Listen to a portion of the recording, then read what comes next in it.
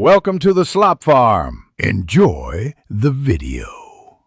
In this video, I will explain how to use DaVinci Resolve color grading. First, navigate to the color page, which is your central hub for all grading tasks. Familiarize yourself with the layout, including the viewer, nodes, and various tool palettes. Begin with primary corrections using the lift, gamma, and gain wheels to adjust your image's overall tone and color balance.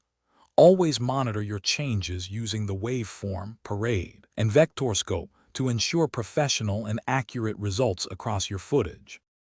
Next, let's dive into advanced techniques.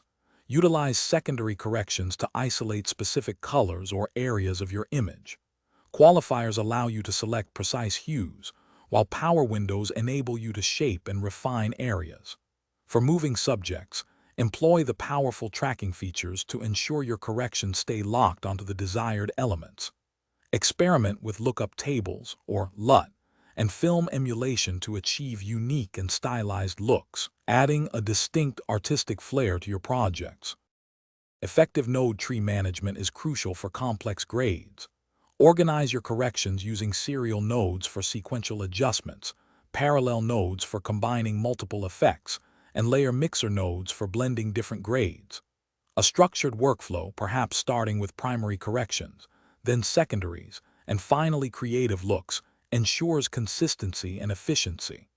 This systematic approach helps maintain a clean project and allows for easy adjustments, saving you valuable time during the grading process.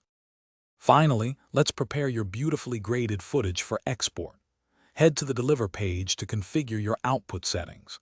Choose the appropriate codec and resolution, such as H.264 for web or ProRes for broadcast, based on your delivery requirements.